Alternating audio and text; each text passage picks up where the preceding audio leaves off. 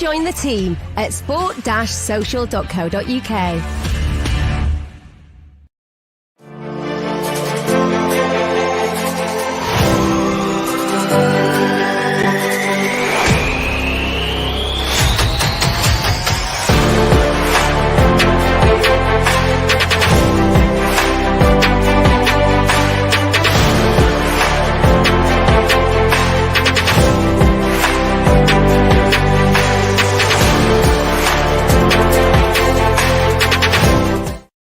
Hello, welcome back to another FPL show. We are getting near the business end of the season. This is a time really now to be winning your leagues or losing them.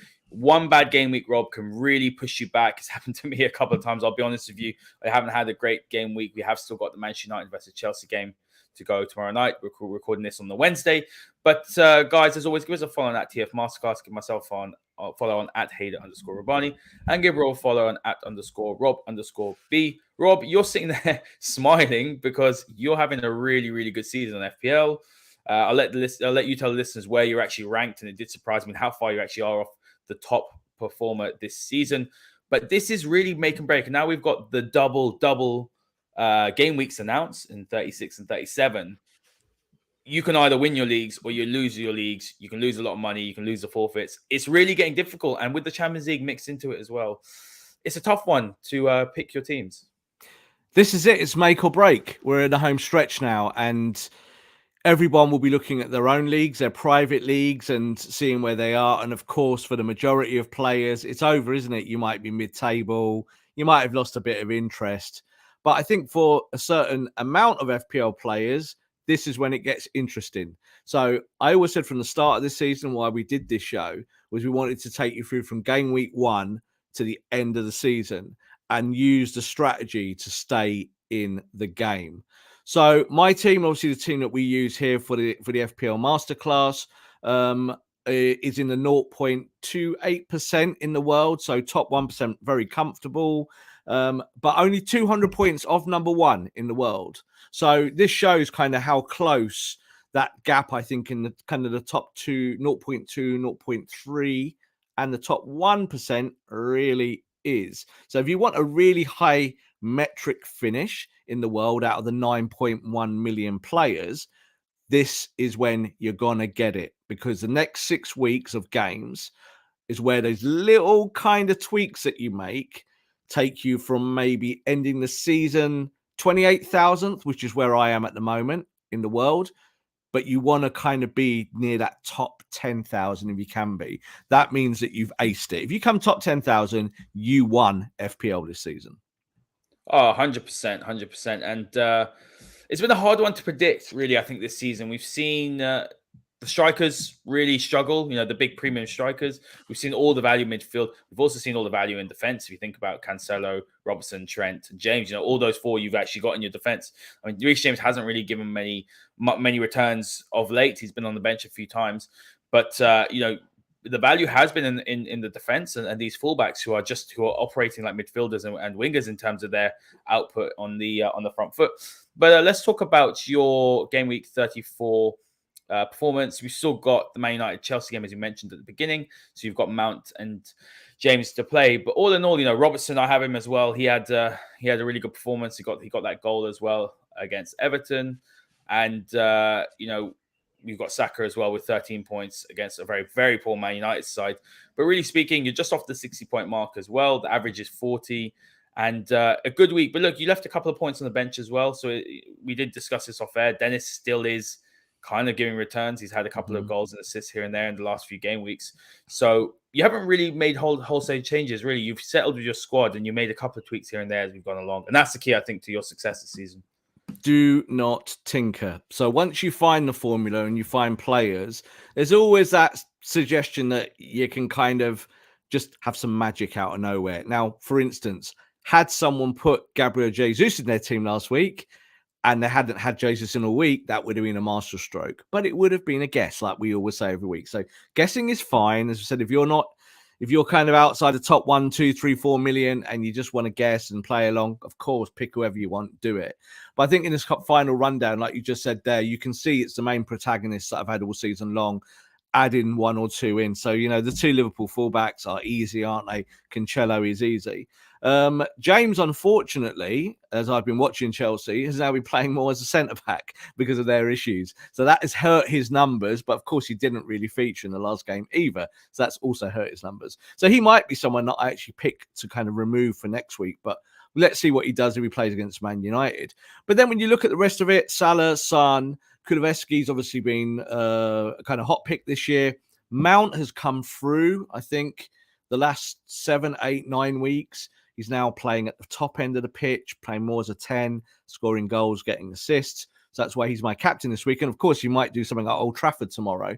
If you're watching this on playback, we're going live early this week because of the nature of the games, the way the fixtures are kind of out at the moment. So Mount might have got a goal or assist at Old Trafford and we'll double that number as my captain.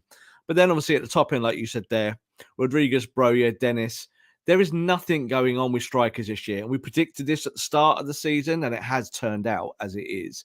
And I think FPL might change this in next year. Like there is a chance that they might let you play a 4-6-0, which I think would be fair, something along those lines.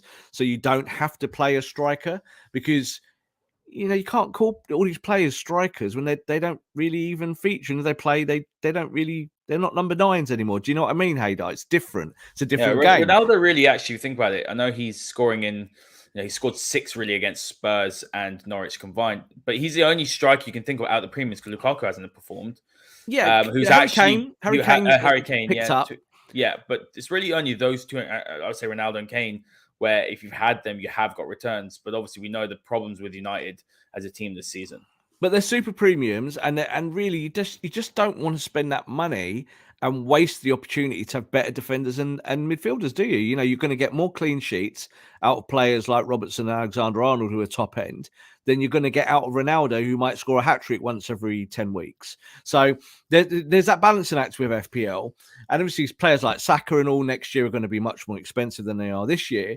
So you take that opportunity. But I do think that there is no real striking element here in the last 6 weeks where I go, that's the player everyone's missing. And if you get him in, you got a chance. Gabriel Jesus is an opportunity, but I think that there are better Man City players, and we'll talk about that today in today's show. Yeah, Jesus was absolute freak. 4 goals. He's hardly been playing. Obviously now he's come back into 11. That's what Pep does really, really well. But then it's also the Pep curse. Really, he likes to tinker and rotate his squad, and it's very difficult to pick some of his players. But let's look, and we always look at the fixtures. And as always, it's a sliding scale from Premier League Scout or FPL Scout, sorry. And the top is Leicester, Villa, Chelsea, Burnley, Everton, Tottenham, and then down the bottom end you see Newcastle have got a really difficult run of fixtures, although they're in amazing form really at the minute. United, West Ham, Southampton, Brighton. Obviously, the teams in the middle have pretty average fixtures. What stands out here, Rob, is, as we were saying at the beginning of the show, that double game week. So you've got the 36 and 37. So we're not really going to focus, are we, on game week 35? Because I think the focus should now be what's going to go on beyond. And you can really then rack up some points, or you can end up losing your leagues. I have still got, as we were mentioning off air, I've still got my wildcard, which I'm looking to use in 36. And then use the bench boost in 37. So I have left it late. I've just been thinking, there hasn't been any weeks where I've been thinking, right, I want to make wholesale changes. So I've just left my wildcard and left it. I was always going to bench boost around 36 because I knew there was a double game week. Now that it is definitely confirmed, and now we've got one in 37, I am looking at it. But I'm going to need to analyze these fixtures a little bit better because there are a few teams with some really good fixtures, but I don't really trust some of their players. Yeah, and this is what we've said about double game weeks in previous weeks. We've discouraged people from going crazy on double game weeks. But of course, now we're getting to the end of the season, it's pertinent to look at 36 and 37 and try and plan ahead. So I've got 2 free transfers to make this week, but I'm banking them. I'm not really using them, but we'll explain that more at the end of the show. So this week, as you said there, game week 35, kind of inconsequential. I'm not too worried about 35, even though this is the game week we're on. I'm looking ahead to 36 and 37. So the 2 teams that have got a full set of fixtures now going ahead into game 38 are Leicester and Villa. They're the only 2 teams that have got 6 fixtures. Now that matters. When you're looking at kind of making those fine margins and getting those extra points, Is there value in those two teams? Well, the answer to that is yes, a little bit, but not 100%. And we will explain that a little bit more. As you look down the list, you said there, Chelsea, it's not even now done in fixture toughness. It's more about number of fixtures. So like at the bottom, you said there, Newcastle, they've only got 4 games left. So why would you have any Newcastle players in your team? You might as well have a Leicester equivalent or a Villa equivalent, similar kind of football club, similar standard. And then as you go up that list a little bit more, you see they're right at the bottom of Man United, and they've got a blank game week as well at the start of 37. And obviously that was the move, I think the Chelsea move, wasn't it? Which is at the end of this game week now. You just wouldn't go there. You just wouldn't go there. There's no need to be anywhere near Man United's squad. But then you look in there, and there are other double game weeks in there people might look at. I think Liverpool is the most attractive, but Manchester City were just confirmed now as a double game week. They were going to only have a single game coming up to next week. So that, again, does matter. Champions League is going to affect that, but we'll kind of look at some of the options. Absolutely. Let's talk about some Leicester players, Rob. We're going to focus on Leicester and Villa. And we're going to give our thoughts because obviously we have mentioned that they've both got 6 fixtures left. So naturally, there's more chances for their players to score points. But when you actually do dig into numbers, we will show that actually maybe you're better off avoiding some of the players from these teams. But we'll start with Schmeichel. And he's actually a player who I would be considering because of the fact I've got Ramsdale. I think Arsenal, they're leaking goals. I know they beat United last week, but defensively, they're not as strong. I've had a few key players back, but I think Ramsdale probably is someone who I have Sanchez also in my team, who I'd be putting on the bench for Sanchez. But having a look at Cassius Schmeichel's form at the minute, 5.0 is really good.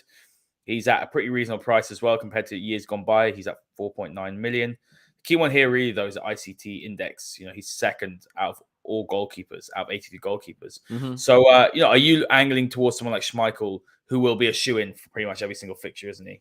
Potentially, because I think now that Leicester have got 6 games, you can look at this as 6 potential clean sheets. So that's big money. That's easily done. And at 4.9 million, you can do that. Like you mentioned there, Ramsdale. And I thought about this a few weeks ago where I did have Schmeichel in my team, I think for about 3 or 4 weeks, and Leicester were not playing that well. And they had good fixtures, but it didn't work out. What you're seeing now is that Leicester have got all their injured players back, and that's had an impact on both clean sheets and results. So when you're looking at Schmeichel, it's not really about him. It's about what's around him, isn't it? But on the right-hand side here, the graphic that we've got up, you can see that from, 10 game weeks ago, 9 game weeks ago, he's now gone on a run of being able to pick up more than those 2-pointers, which is the killer for goalkeepers. 6, 10, then a few 2 or 3s, and a 9 in there, back to a 3 or 2, and then last week an 8 against Aston Villa. So 115 points for the season is no mean feat, especially when Leicester have been really bad this year. And it does feel like, as you just said there about Ramsdale, Arsenal might well get top 4, and are still expected to probably get top 4 over them or Spurs. But it feels like Arsenal are going to see goals. But when you watch them, they're leaky. They've got injuries. Well, to be honest, Rob, United probably could and should have come away with a victory against Arsenal. Well, there we go. So this is it. So Manchester United, who seem to be the worst team in the known universe, could have gone and beat Arsenal and probably should have got something out of it and did dominate for large spells. But Ramsdale himself had a good game. But it's not about whether goalkeepers have good games now, is it? It's about whether they get clean sheets. We've got to be kind of really ruthless and salient on that fact. It's not about whether I like the goalkeeper. It's just, is the goalkeeper going to get me points? So I think when you look at Schmeichel now, and for having like 1 or 2 goalkeepers that people would carry, he would be a great choice. Like you just said there as well, Sanchez, first half of the season, absolute shoe-in, easy pick. Brighton, fantastic defensive record. And he was just getting points all the time. And then he kind of fell off the cliff a little bit. So maybe, Haider, you should have sold him a few weeks ago. But this is now a decision for you now, isn't it? When you go into his final weeks, if you've got a wild card like you have, it would be very, very easy to kind of trade him out. I think he's still around 4.5 million. And you're only really upgrading to 4.9 for Schmeichel. And he's got extra games. So that is a kind of, I would say, decent, tidy buy. Yeah, absolutely. I think it's definitely a move that's low risk as well. And one that we'll be considering. We're still on the theme of Leicester, and we've got Soyuncu now up on the screen. So, usually we say don't go with centre backs. Mhm. The fullbacks are just so good at the minute in FPL. But he at 4.9, I was quite surprised when you shared this graphic with me before the show at how cheap he is. And he's definitely someone who can offer you some really good value. As Leicester's form has improved, he is keeping more clean sheets, or he is gathering points now, and he's possibly one to look to if you want to break into that Leicester defense. Because the likes of Amati, for example, you've got him in your team. We'll show that at the end of the show, your team, your current squad. But he'll probably be sitting on the bench now. So with Soyuncu back and Leicester's injured players back, I think he's not a bad shout if you don't want to go for Schmeichel, let's say. Well, that's it. So Amate was in the team before because of the injuries, and he was super budget. So I think the most he ever got to was around 4.1 million, and I think he's now 3.9. He's not going to play games. He's only going to come off the bench if anything, or maybe if Leicester get another injury, he might be back in the team. But as you said there, normally I would say don't go for centre-backs. I think when you look at Sonchu and you look at what Leicester are going to do, Leicester are going to have to try and plan out these 6 games to get clean sheets because they want to finish high up in the table. Obviously, they've had a bad run. Now they've got players back. They look more watertight. So Sonchu at kind of 4.9, 9 points last week. Again, a player who's been out injured. You can see from his overall ICT index ranking, it's not particularly high. But when you look at the week-to-week numbers, you can see that he's helped Leicester a lot. So for your 5th defender, so if you're going to get rid of Amate and you just wanted to upgrade by another million, then I think someone like Sonchu would be easy money. He'd be an easy kind of pick to put in there.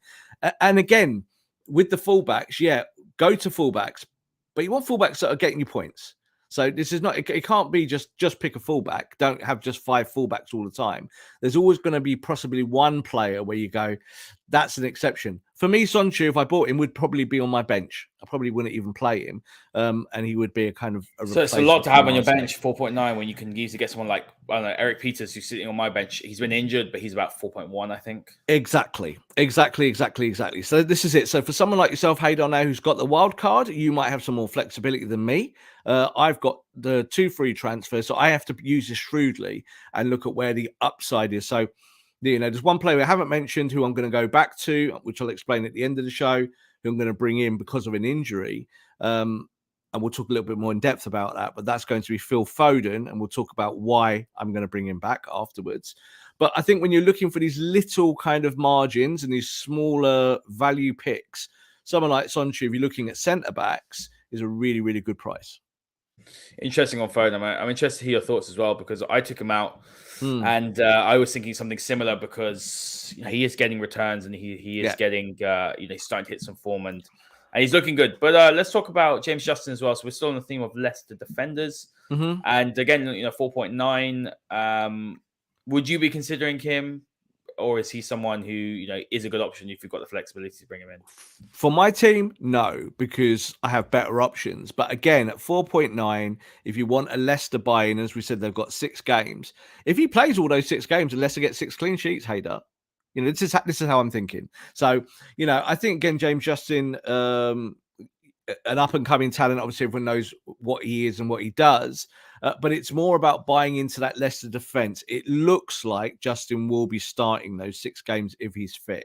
So it's coming to the end of the season now. He's been in and out of the side because of injuries. It feels like, again, if you want a buy-in, so he's 4.9. So normally at the start of the season, I would definitely lean towards Justin over Sonchu.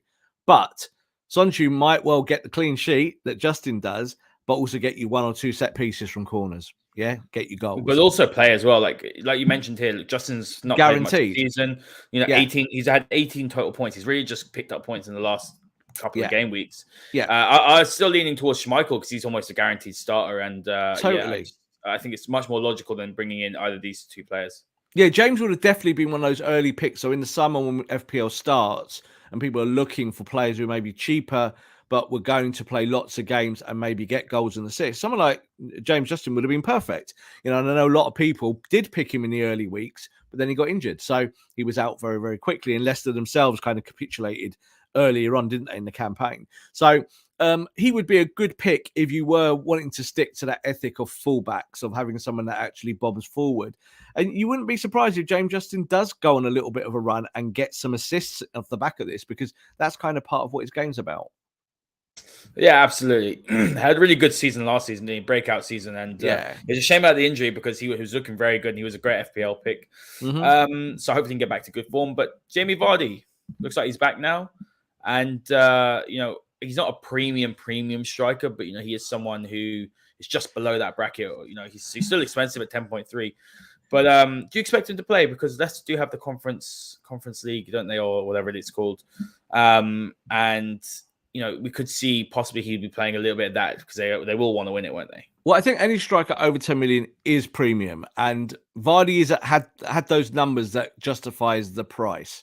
But yes, he's been injured. Now he's been coming back from injury for quite a while. It's been several weeks, and he's not really got back in the team because he's struggled with his fitness.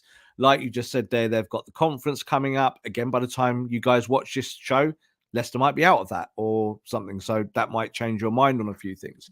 But the reason why I included Vardy here is that, again, in these 6 games, if he is fit, he will almost definitely 100% start games. So, what are you looking for from your striker? Are you going to go budget all the way to the end of the season? Or are you going to actually go with someone like Vardy? Again, one of those picks that if you're going to guess at it, someone like Vardy at 10.3 million, he might score in all 6 games. He really might. If Leicester are really pushing hard to get a European spot, push into that top bracket, they're outside of it obviously at the moment, but they want a strong finish. They want to show that this season was completely about their injuries and not about them. So if they have a good run in those 6 games, Vardy would be a good punt at that price. Let's move on now, Rob, to Villa. So they're the other Mhm. team that we're looking at. Matty Cash has had a really good season. We've seen him obviously get capped now by the Polish national team, so he's now playing for them. And what's very interesting is that he's been someone who's given Villa a lot going forward. You can see that with the threat. He's 4 out of 245 defenders. So I'm assuming he's behind Trent, Robertson, and Cancelo in that regard. So he's been really, really good. And you can see, obviously, on the graphic here, game week 27, 28, 29, he was phenomenal. 14 points, 11 points, and 18 points. Dropped off a little bit since then, but I think that just coincides with the fact that Villa have been poor. Really, I think it's gone under the radar how low they are in the table. I checked the other day and they're 15th. You hear a lot of good things about Steven Gerrard, but he's had a little bit of a difficult time adjusting. So I've actually took my Villa player out. I had Jacob Ramsey, and I took him out. He wasn't getting returns. I think he had one game week he did, and I put him on the bench. Obviously, he had that great run, scored against United a few times. Really good talent, but I think that's just he was a reflection of how poorly or how much Villa are struggling. So I would be a bit hesitant, to be honest, to be buying into Villa, even though they've got those 6 games remaining. I agree 100%. And I think the things with Aston Villa is the problem with Aston Villa is they're not very good. So that is a big issue. You look at the goalkeeper at Martinez. Yeah, it's a goalkeeper that at the start of the season, everyone was like, "That's the goalkeeper you go for this year." And I felt personally, I was like, "No," because Villa's defense isn't strong enough. It's not about the goalkeeper himself; it's about the team. So I think with Matt Cash, and I think the good thing about him, again, talking about being a fullback, is that he is a raiding player. So, like, if Villa do well in these next games, and the reason why we went for Villa is the same with Leicester, is because they've got 6 matches rather than the obligatory 5 or 4, as some teams have got, is that can you get points? Can you eke them out of someone? So I think Matt Cash at 5.2 is tremendous value. I remember looking at him early in the season and kind of shying away because the numbers weren't there. They weren't reflective. But you can see there how he's repaid his managers really well in that game week 27, 28. There, those doubles 14, 11, and 18. Really, really strong performances, goals and assists. So again, if Villa have any kind of success down the next few weeks and they've got a decent run, you expect Matt Cash to be involved, don't you? He plays 90 minutes almost every match. You might get the odd clean sheet in there, but he's also going to get you potentially goals and assists. That's the key thing here, and the fact he is a fullback is a reason why people might want to bring him in. Let's talk about Coutinho as well. Someone that came and had a really great impact when he first came in. Yeah. As you can see, his debut was against United. He got a goal, I believe, in that. Yeah. And looking down, you can see he's had 4 goals and 3 assists. To be honest, I thought he had more. That's 7 goal returns in around 12 games. So it's actually not a bad record, to be honest. As you can see, the Southampton game was great for him with 13 points, and the Leeds game. But he is a player that, for me, who's doing it in bursts. He has a couple of purple patches. At 7 million, would you be looking to bring him in? The ICT rankings doesn't actually hold him that high. He's just about in the top 100. So he's owned by a lot of people, Rob, 11.5%. But I'd probably be avoiding Coutinho. But if I was going to buy into Villa, it probably would be Coutinho. But I wouldn't be. I think there's better players at that value. Well, I remember when he signed in the Man United game. Obviously, we're Manchester United supporters. And I remember when he came on, he scored the goal. And I thought, there's someone there potentially for FPL and keep my eye on him. So he kind of went into my watch list. Had a good week against Leeds after that, couple of weeks after. But my God, he is inconsistent, massively inconsistent. £7 million, of course, isn't premium. But what can you get for £7 million? Well, you could have got closer to a Kulusevski. You could get closer to a Mason Mount. You could get a Saka cheaper than that. You could go and get Foden around that price. There are too many teams that are just, too many players around that price who are just way better than Philippe Coutinho. So we highlighted him this week because when you go on a lot of our competitors who do FPL stuff and they look at it, everyone is kind of tipping Coutinho to have a big week. Now, again, it's a nice progressive buy if that's what you're looking for in midfield. I don't think he should be anyone's top 5 midfielders in your team this week when you look at the other talent on board. But you look at Aston Villa and you look at his numbers. Let's just go backwards here. 3, 2, 2, 2, 2. That's his last 5 weeks. That's his genuine form. Stay away from Philippe Coutinho. Now, that means you'll score a hat-trick in this double game week and probably get people 50 points, and Villa fans will make him captain, and they'll all be very, very happy. I also think that there's more than likelihood that he will not get the points that people think. You just said there, ownership of 11.5%. This time of the season is when people are giving up. I think a lot of people would have picked him early doors, and maybe for the last several weeks, because they're 8 millionth in the world, Coutinho's still in their team, therefore his value is still high in terms of percentages. I don't think anyone who's serious about FPL has bought Philippe Coutinho in the last 6 to 7 or 8 weeks because he's just not a great FPL player. Let's be honest, he isn't that. He's not a regular goal scorer, very streaky with assists. He's actually got some more points there from clean sheets as a midfielder. He's got 5 clean sheets there for Villa. That helps back Cash's numbers as well. But overall, do I want to pay 7 million for him? No, spend 7 million on Maddison if you really want that type of player. Or Gallagher or someone like that. Gallagher, well, yeah, but I just think Leicester having those extra games. So Leicester and Villa, the two teams, have got 6 games. So I get why people will be looking at those 2 clubs this week. That's why we made this show heavily about those 2 teams. But I wouldn't be spending that 7 million on Coutinho when there is definitely better options down the road at Leicester.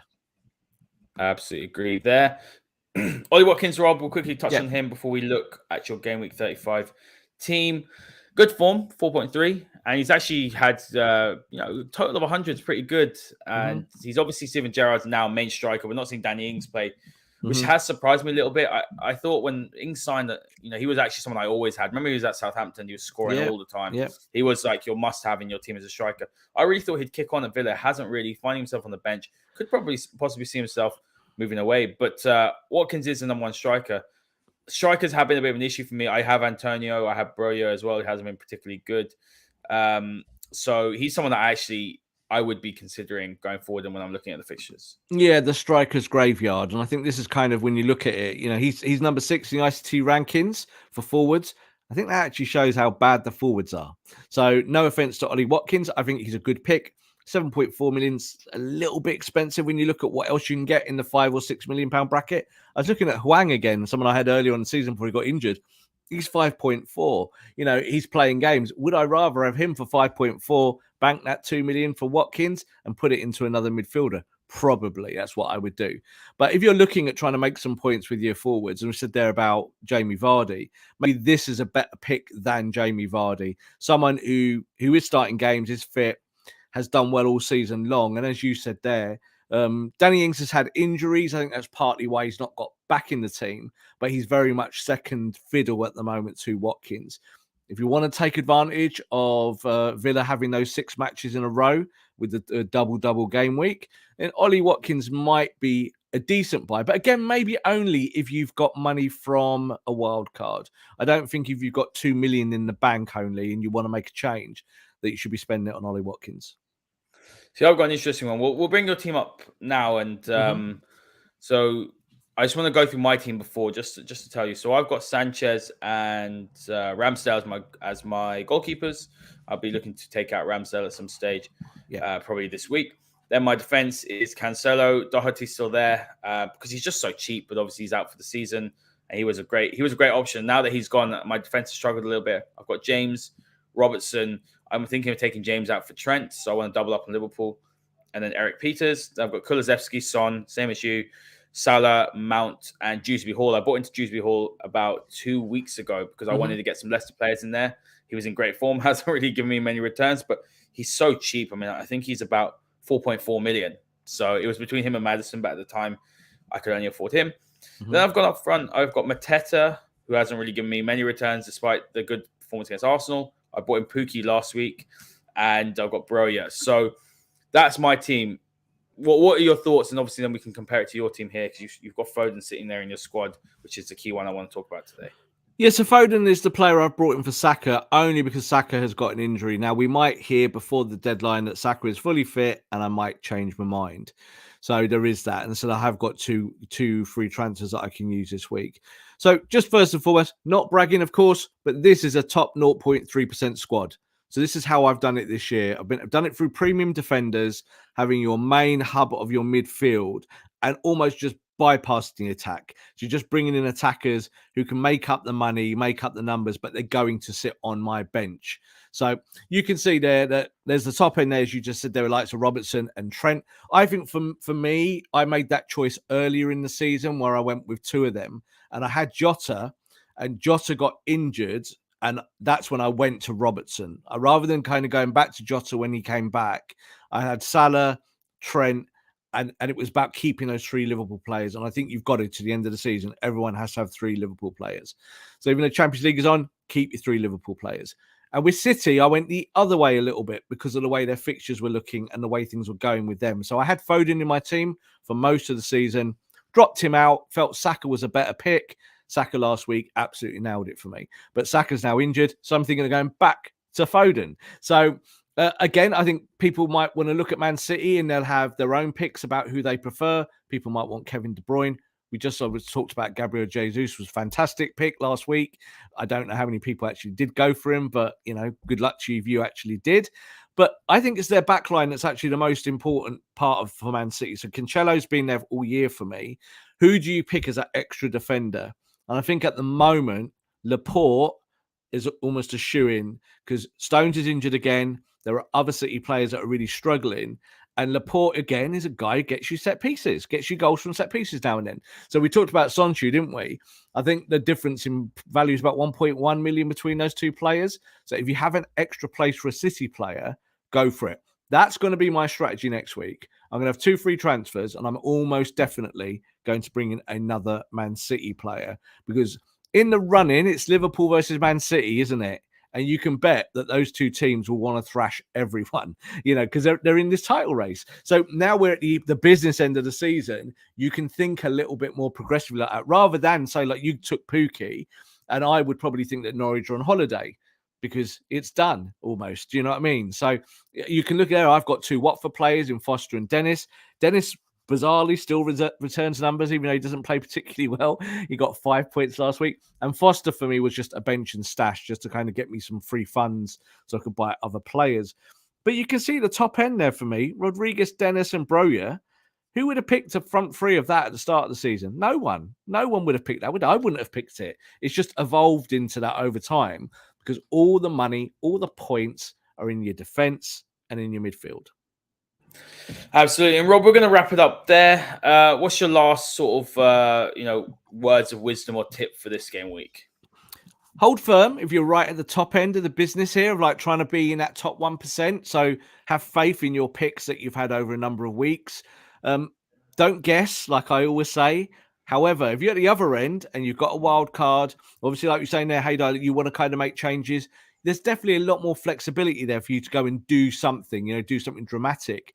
But I still think that when you look at the run-in, and you look at, say, my team here, can you really look past Salah? Can you look past Son? Can you look past Trent and Robertson? They just get big numbers. James, I think it's a bit hit or miss because we don't know if he's actually playing centre-back as well for Chelsea. But Cancelo, an easy pick.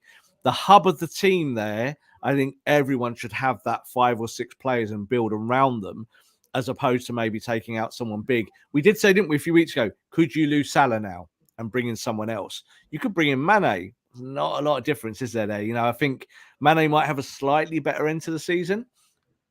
But if you've been with Salah all year long, stick with Salah. Yeah, absolutely agree with that. Guys, as always, hit the like button, hit the subscribe button. If you're a Man United fan as well, check out all the latest podcasts we've done. Myself and Rob have done #The Process. We've spoken about Ten Hag's process when it comes to Man United and what he has to do to fix the club. I also did a podcast with the Dutch football journalist James Rowe. We discussed Jurriën Timber and Anthony as possibly joining Ten Hag at Manchester United for his revolution. And check out the Darwin Nunez one that I did with Aaron Barton from Prashima Janada. That's a really great show, and he gives a great insight. Is he ready to play in a possession-based team? There are some doubts there, but he's also a fantastically brilliant striker. He's very explosive. So definitely make sure you check that out. Hit the like button, hit the subscribe button, give Rob a follow, give myself a follow as well. And give us a follow at FPL Masterclass. Have a great evening, and we will see you all next time. This podcast is part of the Sports Social Podcast Network.